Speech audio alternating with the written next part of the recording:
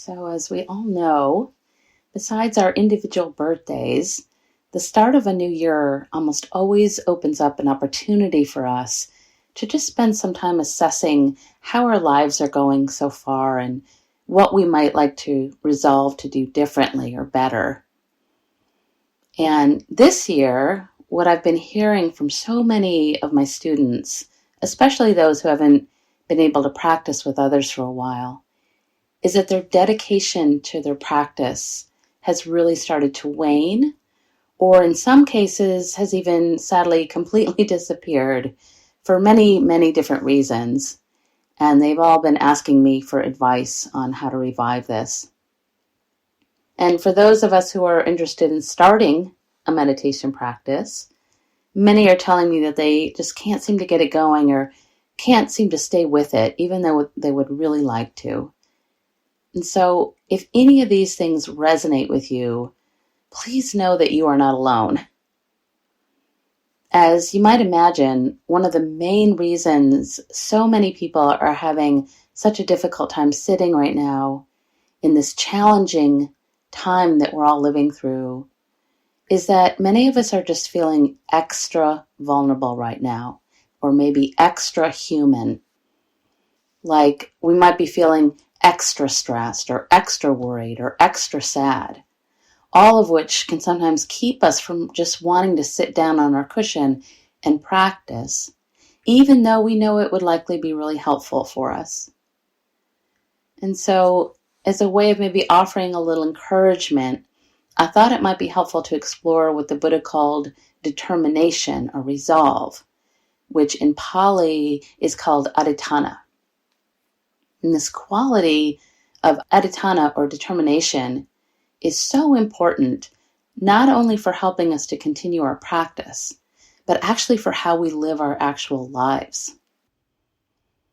The Buddha, in fact, believed it was so important that he included it as one of what are called the 10 paramis, or the perfections, which are qualities that we are asked to very consciously cultivate and nurture in order to reach enlightenment, or, if not enlightenment, at least more joy and freedom and ease in our lives.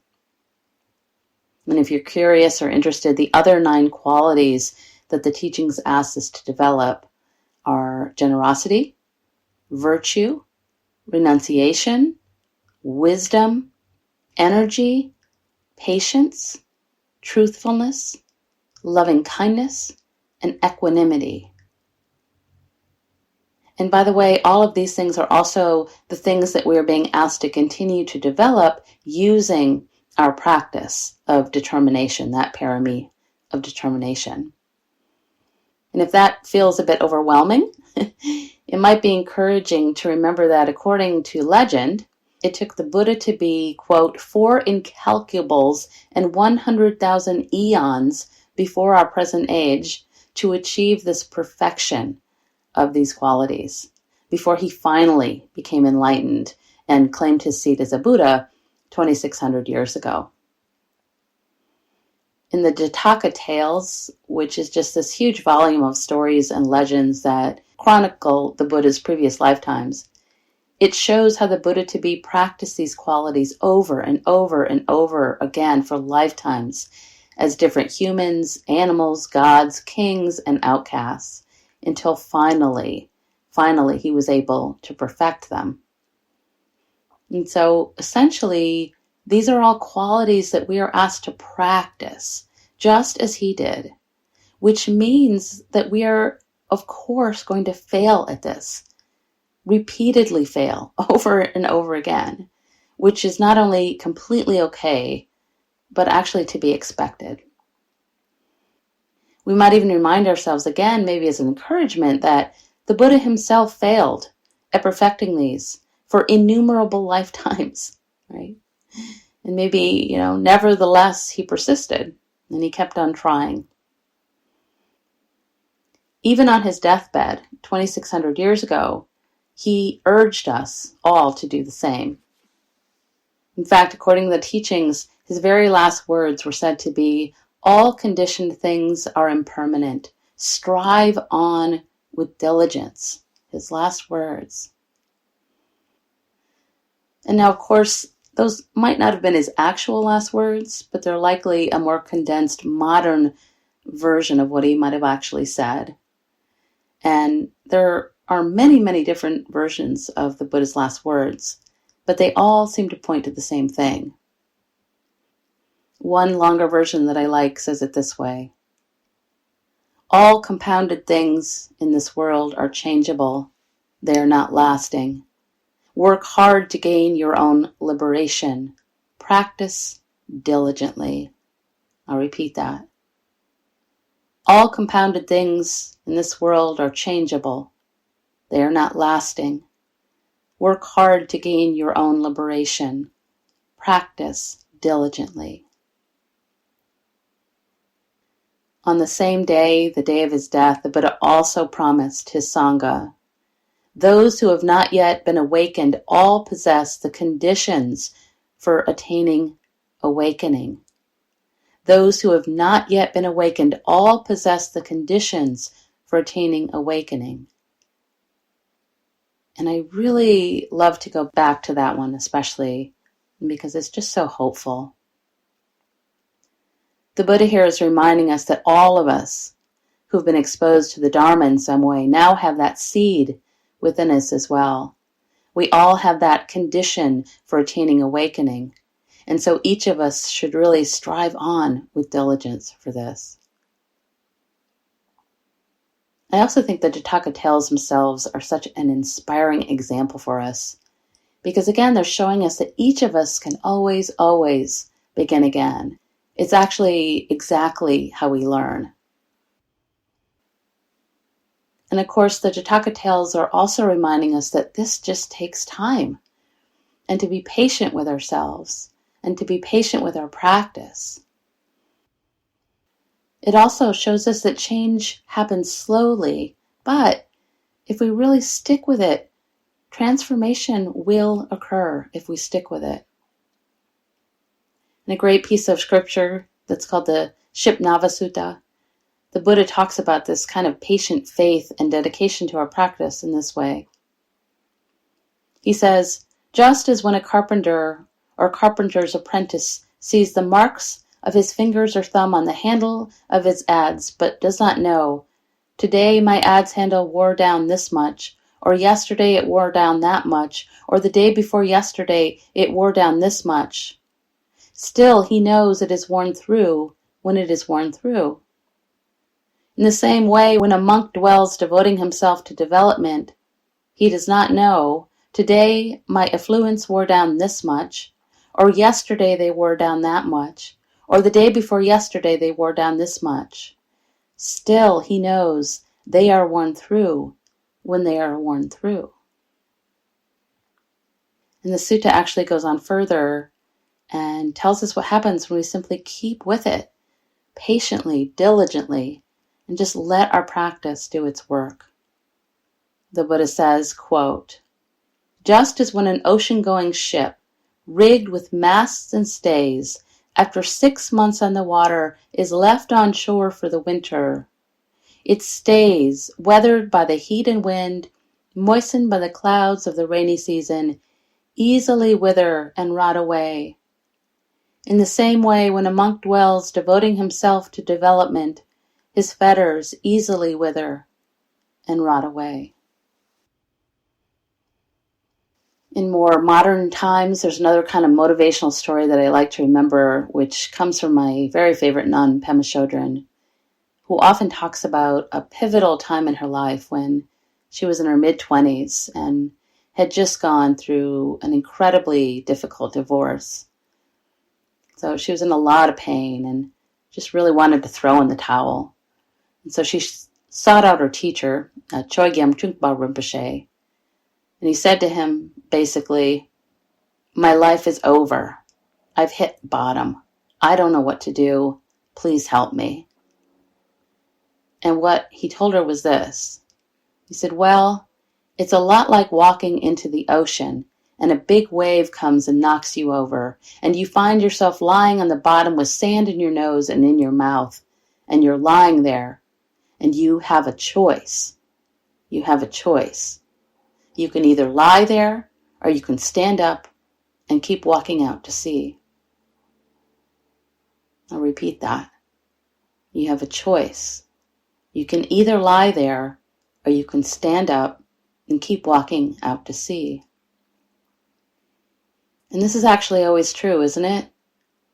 It's like life itself is constantly knocking us over and over again. It is just the nature of life itself. The Buddha's first noble truth tells us, there is suffering. There is suffering. And no matter how much we wish for this to be different, this will just always and forever be true. It's the first noble truth. And we always have a choice. We can either continue to lie there, or we can stand up and keep walking out to sea. And here, I think, is where the parami or perfection of determination or resolve is so essential. It might even be helpful to know that in the Thai language, the word for vow is actually translated as determination. And so in a very real sense, when we step onto the spiritual path, we are making a vow to ourselves, like a marriage vow. We are agreeing, in essence, to be with ourselves and our practice no matter what, from this day forward, better or worse, richer or poor, in sickness and in health, until death do us part. And this vow that we make to ourselves, however we make it, is so important. Because again, as we all know, staying on the path can often be incredibly difficult. And stepping off the path, sadly, can be sometimes really easy for so many different reasons. One of the first and maybe main reasons is that it can often be super easy to become derailed when something big comes into our life and just completely knocks us over, like one of those big waves. So part of our practice actually is to be closely on the lookout for these times, right? So for instance, it might be easy for us to experience this wave maybe when we get sick or injured, or maybe when someone in our family gets sick or maybe even passes away. It might also happen when there's a big change in our lives, like a job change or a move, or maybe a new relationship, or maybe a new baby enters into the family. And sometimes, though, it can be something as deceptively simple as a vacation or a trip somewhere. Right? A lot of people have told me they just have lost their practice when they return home. It can really be whatever knocks us a little more strongly out of our regular routine. And if we're not conscious or aware of this, when we've forgotten our resolve or our vow to ourselves, what happens is that our practice can start to slip. And sadly, sometimes it can just disappear, maybe for years, and sometimes even forever. Even for those of us who have been doing this for a while, maintaining a regular practice is not easy. Just like a marriage is not always easy. Which means, of course, that it's even more difficult for people who are new to practice, especially when they reach that place where, if you'll excuse the expression, the shit really starts to hit the fan. It's like, after we've learned how to calm the mind and the body, suddenly we start seeing all our stuff. And sometimes this can just really feel like too much. And then what happens is that we tend to want to run away. Just don't want to do it. This is so common. I see this especially on some of the overnight retreats that I lead. And in meditation teacher parlance, this is affectionately known as the bail. On one longer retreat I led, I vividly recall one woman who was new to practice, who wrote me a note on the second or third day that I thought was just so simple and honest. It just read, "This is just too much for me. I'm sorry." That's it. This is just too much for me. I'm sorry. Sometimes in the beginning especially, we may even start thinking, what am I doing? All this meditation seems to be making me more unhappy. Why do I want to practice this? Or we might want our practice to just be like a drink of wine every time. Or maybe we want it to just be easy and simple and uncomplicated, and it's not. Or maybe we want it to be the same each time. Or maybe we want meditation to mean that it takes us out of our bodies into another place, maybe another mystical state. Or maybe our bodies just aren't cooperating and we're working with pain, tiredness, agitation, squirming. Or maybe we're just completely bored with it. It's just boring. So what happens is our minds start to talk to us, like there's a little person whispering things into our ears, like, you're just too tired today, or, your body's just too achy right now, or, you've got way too much to do, and you're super stressed. Just meditate tomorrow. Or, I'm just too emotional, too angry, sad, full of self-doubt. So I'm just going to do this tomorrow when I'm more peaceful. But that's a little like saying, I think I'll go to the gym after I lose all this weight and get a little more in shape. Or we might think, my God, this is just taking too long. I just really need to go get a drink, and that's it. But whenever we skip our practice, what happens is that it just becomes easier and easier to skip it the next day, and the next day, and the next day. And suddenly it's just no longer part of our lives at all. Another way that we can cheat ourselves or get away from our resolve is by not making the most out of our sits. So for instance, we might just stop at 10 or 20 minutes instead of deepening our practice, especially when the going gets rough in some way. So again, we might find ourselves telling ourselves things like, I'm tired, or this is boring, or I'm not feeling that promised enlightened bliss, or this is too hard, I'm just going to get up now. Variety of things we can tell ourselves to stop practicing. The sad part of this is that as a result, if we continue to do this and not make the most of our practice, we never really get a taste of what lies outside what is often called the limits of our expectations. As the great teacher and scholar Thanissaro Bhikkhu tells us, as the Buddha said, the purpose of the practice is to see what you've never seen before, realize what you've never realized before. And many of these things you've never seen or realized lie outside the limits of your imagination. But in order to see them, you have to learn how to push yourself more than you might imagine. Thanissaro Bhikkhu also said that doing this requires not only resolve, but by being skillful with our resolve. And very happily in the teachings, the Buddha helps us with this a bit by teaching us that our resolve or determination should include 4 qualities. And these 4 qualities that we'll explore are discernment, truth, relinquishment, and peace. So I'll start with that first one, discernment, which essentially means 2 things. The first is that we are asked to discern what might be wise and attainable goals. In other words, we want to make sure that what we've chosen is sustainable. Otherwise, if we push ourselves too hard, it's just going to lead us into being disappointed in ourselves, and suddenly it's going to become okay to just quit. So, for example, you might find yourself thinking, okay, I'm completely motivated, so instead of just sitting for 15, 20 minutes every day, I'm going to commit to sitting an hour in the morning and an hour at night, and I'm not going to let myself move in any way while I'm doing this. Even if my legs fall asleep, or if a sticky bug lands on my nose for 20 minutes. I am so motivated.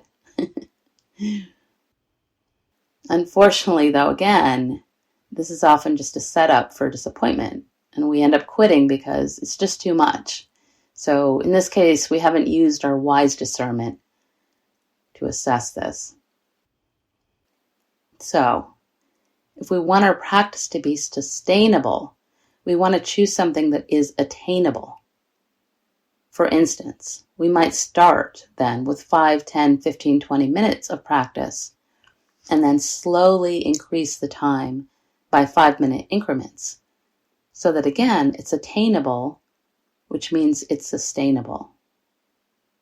And if we want our practice essentially to be sustainable, what's also absolutely essential is for us to pick a daily time and make a vow again to just stick with it. And if you're new to practice especially, I really hope you can take this advice to heart, because just telling yourself that you're going to meditate at some point during the day, when you feel like it or when you find time, this rarely, if ever, works. So please know ahead of time that that is just a complete setup. And if you find yourself telling yourself those kinds of things, you might really just check it out and ask yourself if it's working.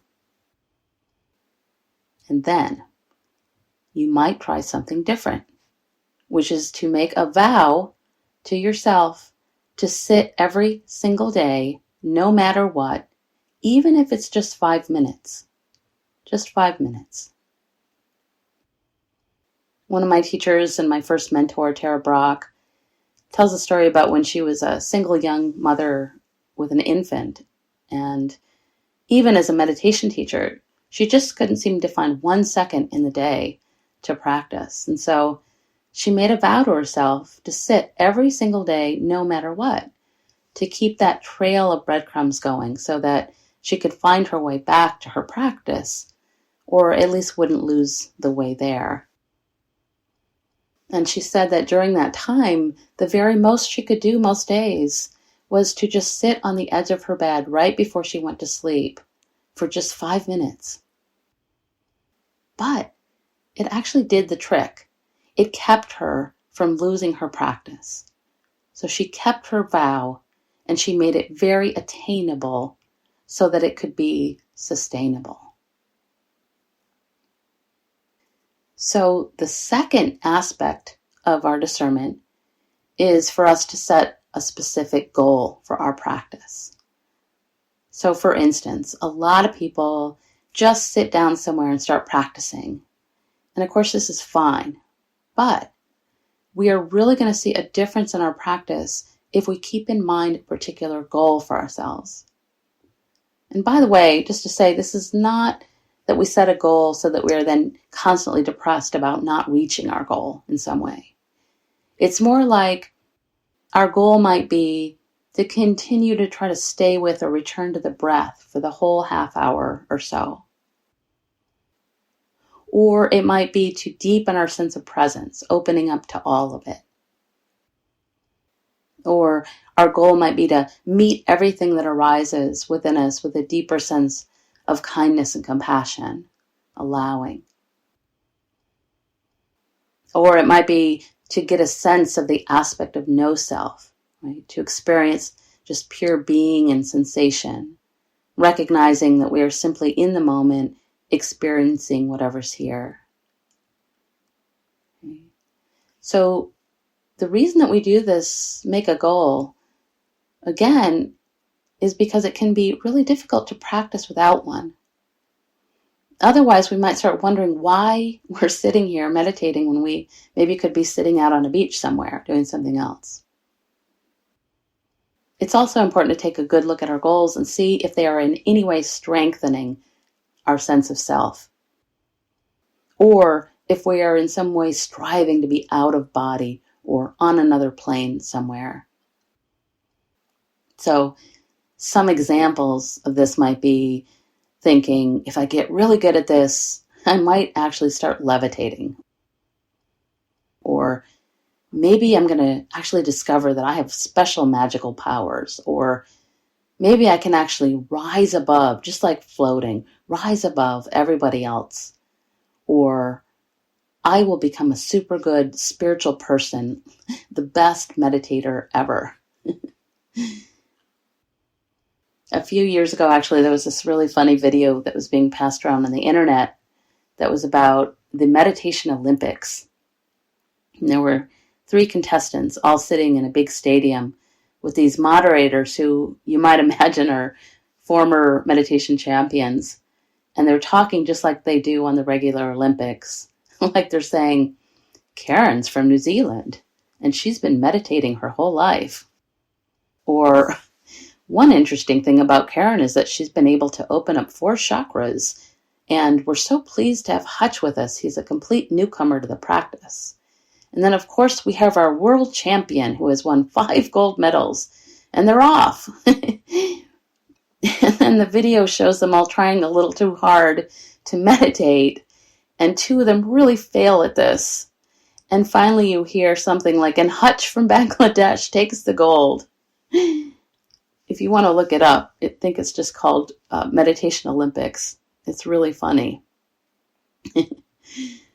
So it's important when we're making our goals to remember we are not meditating to puff up a self, but we're learning to let go of a self and just become that particular quality that we're nurturing. The late teacher Ram Dass describes this process this way. He says, the most important aspect of love is not in giving or receiving, it's in being. When I need love from others or need to give love to others, I'm caught in an unstable situation. Being in love, rather than giving or taking love, is the only thing that provides stability. Being in love means seeing the beloved all around me. I am not interested in being a lover, quote unquote. So the trick to this really lies in having a goal and then letting go of striving for the result of the goal. Really important. And also, of course, so difficult, which is why it's a practice. When we're talking about goals, it's also really important for us to focus on long-term goals. Otherwise, our practice can maybe start to lose focus. And again, we can then start to lose our resolve. And so with this step especially, we need to keep reminding ourselves why we are meditating in the first place and really consider this. Why am I meditating? Why? And for me, I like to remind myself why I'm practicing by reciting the metta prayer at the very end of my sit as a way to remember and solidify my long-term reason for this practice. And I usually recite the metta prayer first for myself, and then I open it up and out to all beings. And over the past 30 years or so, I've increased the different phrases to about 15 or so now. It's long. But the original phrases I created for myself are still there. They're still there and unchanging for me. And many of you may have heard these before. I say, may I nurture gratitude, grace, and ease in my life. May I be secure and grounded. May I be happily and successfully contributing. May I be kind and compassionate to myself as well as to others. May I be healthy and free from both internal and external harm. And then once I've said my phrases for myself, I then include everyone in this prayer. And I say, may we all nurture gratitude, grace, and ease in our lives. May we all be secure and grounded. May we all be happily and successfully contributing. May we all be kind and compassionate to ourselves and to each other. May we all, including this beautiful planet, be healthy and free from both internal and external harm. And the last line I say is actually what I consider the most important to me, which is, may the fruits of my practice benefit all beings everywhere without exception. May the fruits of my practice benefit all beings everywhere without exception. And that one especially reminds me of my long-term goal, and that I'm not just doing this for myself. As the Buddha reminds us, if we can learn to be kind and compassionate to ourselves, to our own pain especially, whether this is physical or emotional, we can then offer that kindness and compassion out to others. That's why we practice. The second element of resolve is to stay true to our determination. And in this step 2, we need to offer ourselves great kindness and patience. So for instance, we don't quit just because we've forgotten to sit for a few days, a week, or even a month. We simply recall our vow and remember our goal, why we're doing it, and begin again. In fact, we can learn to relate to the practice itself just as we do the breath in practice. When we notice that we've been away, we can use the recognition to very kindly and gently bring ourselves back. The teacher Sharon Salzberg tells us, the heart of skillful meditation is the ability to let go and begin again over and over again. Even if you have to do that thousands of times, it does not matter. There is no distance to traverse. Right in that very moment, we can begin again. Nothing has been ruined, and there is no such thing as failing. There is no such thing as failing. Third element in our determination is relinquishment. And what this means is that in our efforts to be true to our determination and resolve, we need to recognize that there are some things we're going to have to give up. So for instance, we might need to give up a half an hour of sleep in order to get up earlier to practice. Or we might need to give up watching that TV show that we like, or some other thing that we want to do rather than just sit. There's a great verse in the Dhammapada that points to this, where the Buddha tells us, if you see a greater happiness that comes from forsaking a lesser happiness, be willing to forsake the lesser happiness for the sake of the greater one. The teacher Thanissaro Bhikkhu says it another way. He says, the things that really pull you off the path are those that look good and promise a quicker gratification. But once you've got the results of the quick fix, many times you don't get any gratification at all. It was all an illusion. Or you get a little bit, but it wasn't worth it. And I think it's really helpful here to remember that our human tendency is to want something easier, more pleasurable. We all want to feel good, and we all want to be bad sometimes, right? It's exciting, it's a rush. And we all want to go away from ourselves or our lives sometimes. And these things aren't necessarily wrong, but the teachings are telling us we need to really take a good look and be honest about what brings us true happiness and what eventually leads us to more stress and suffering. Just as for instance, right, we might really want to go out and get drunk and party, but what are some of the things that happen as a result? Or we might really want to have that affair, but what happens afterwards?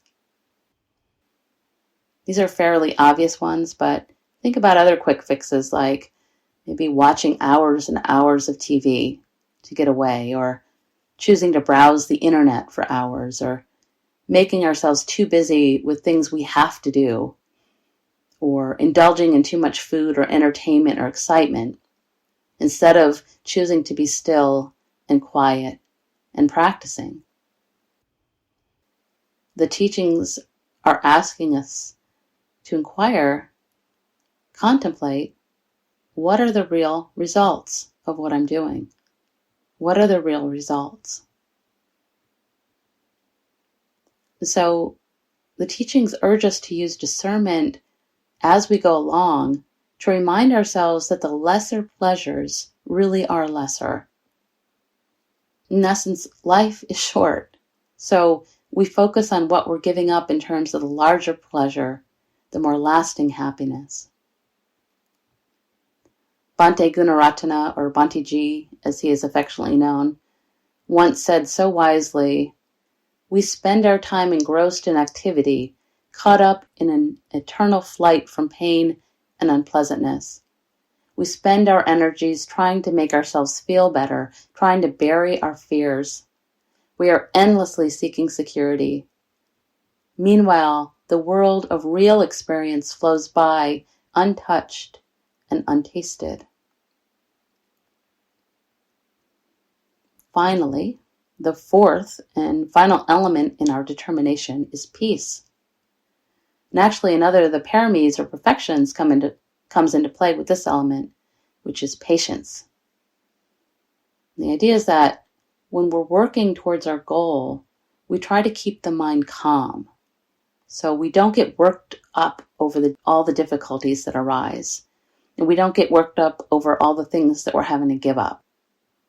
We don't get worked up about how much time that we've already spent on the path or how much more we need to practice in order to reach enlightenment. Instead, we focus very calmly with great patience on the steps that are right ahead of us. And here, I think it's helpful to remember what the Buddha taught us. Again, that it is our human tendency to feel disappointment when we can't have what we want or when we don't want what we have. And by the way, this includes what we want for our practice. So, it's really okay if we still find ourselves getting angry or fearful or jealous or sad or depressed about things. We are human. And these are actually all things that we can bow to whenever we see them arise in our practice. And instead of looking at these things as failures, we're being asked to look at them as stepping stones instead. So if we can become willing to not get frustrated or angry or impatient with these things or with ourselves, they might actually have something to teach us. It's actually a great prayer that some of my teachers taught me early on, which I use a lot for this, which is simply, "May this suffering serve awakening. May this suffering serve awakening." And so we can really use this as a way to bow to our difficulties instead of letting ourselves remain stuck in that sand, if you will. As Chogyam Trungpa Rinpoche tells us, we can either lie here or we can stand up and keep walking out to sea. Which brings us all the way back to the beginning, recalling the vow of determination from the Buddha to be, who taught us through his example that we can all use these failures to help us to learn and to grow and eventually maybe become a Buddha. So I think I will end there and invite you, if you'd like, into a meditation on resolve. And so if you're at home or someplace that you can find a good seated posture, I invite you to do that now, closing the eyes. If you're listening while you're driving or walking, you might just drop down into the body, sense your sit bones if you're sitting, sense your feet if you're walking, and feel held by the earth. Let the body relax a little more into the support of the earth. And if you're sitting at home, you can do the same. Sense the body held, relaxing into the earth. We let go and open.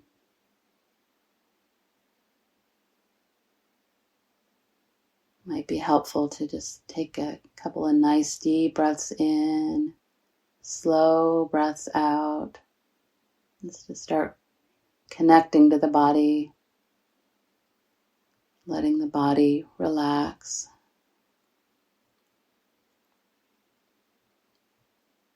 You might notice the palms of the hands. Let them be soft and open in a gesture of letting go.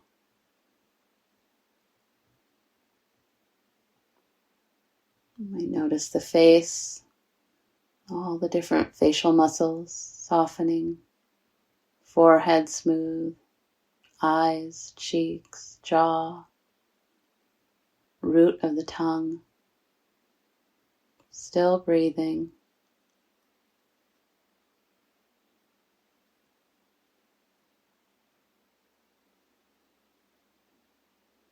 Allowing the shoulders to be soft, dropping the shoulders.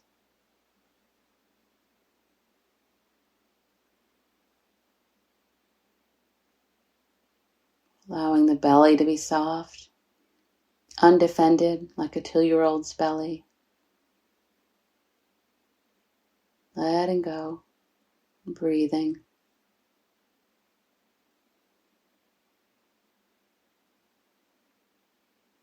Just opening up to what's right here in the body, heart, mind.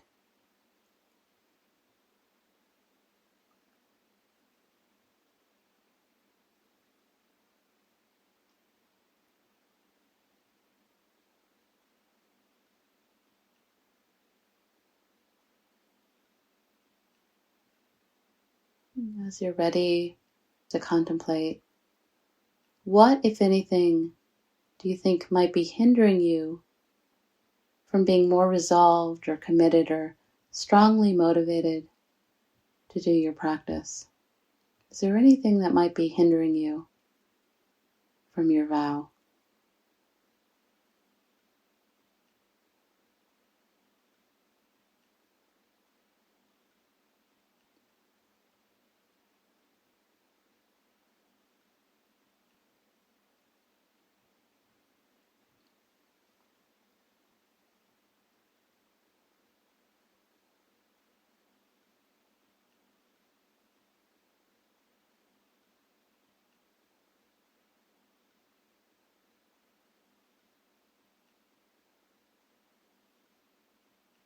As you're ready now, you might consider another question. Are there any beliefs, attitudes, or feelings that might be making you reluctant to be more resolved, more committed to your practice? Any beliefs, attitudes, or feelings?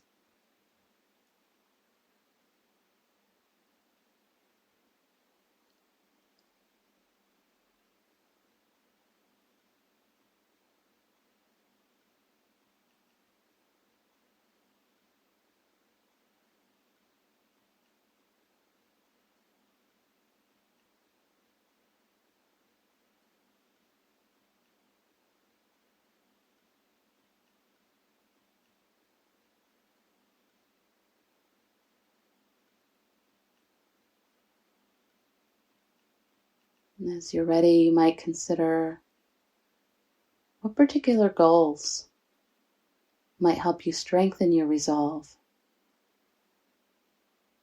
What goals do you have for your practice? Just consider.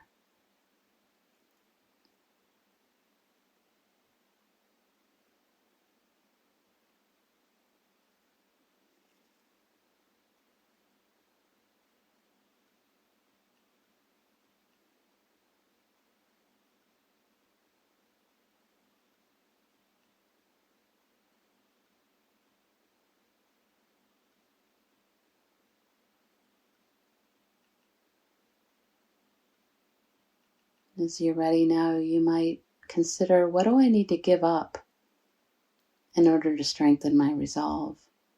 Is there anything I need to give up that would help me in my practice?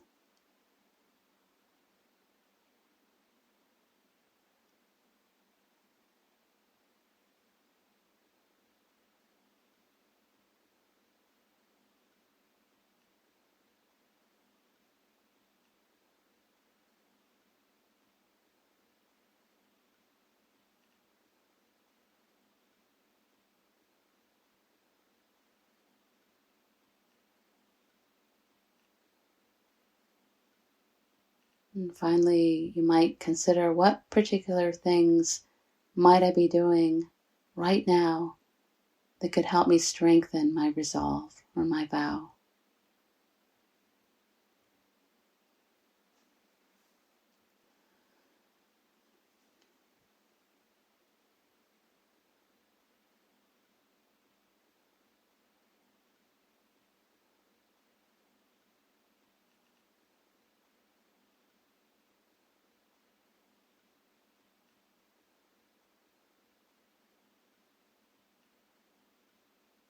And finally, with the eyes still closed, just listening to these words from Patrul Rinpoche, who tells us,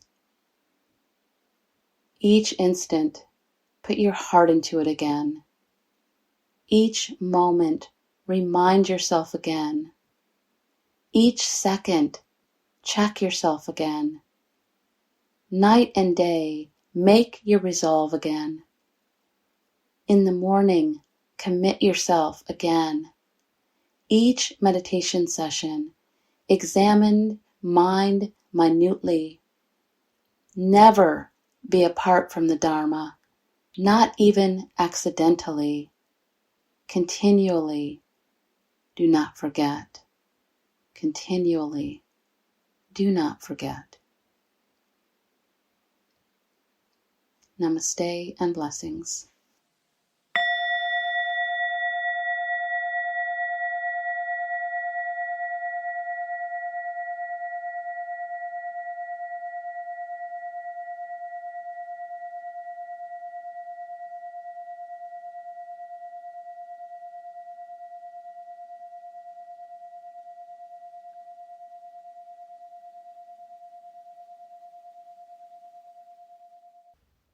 I hope you enjoyed this talk. These talks are always offered freely so that no one is ever denied access to these teachings, and your support really makes a difference. Dana is an ancient Pali word meaning spontaneous generosity of heart. If you feel inspired to offer dana, you can do so by visiting my website at www.mindfulvalley.com. Thank you so much.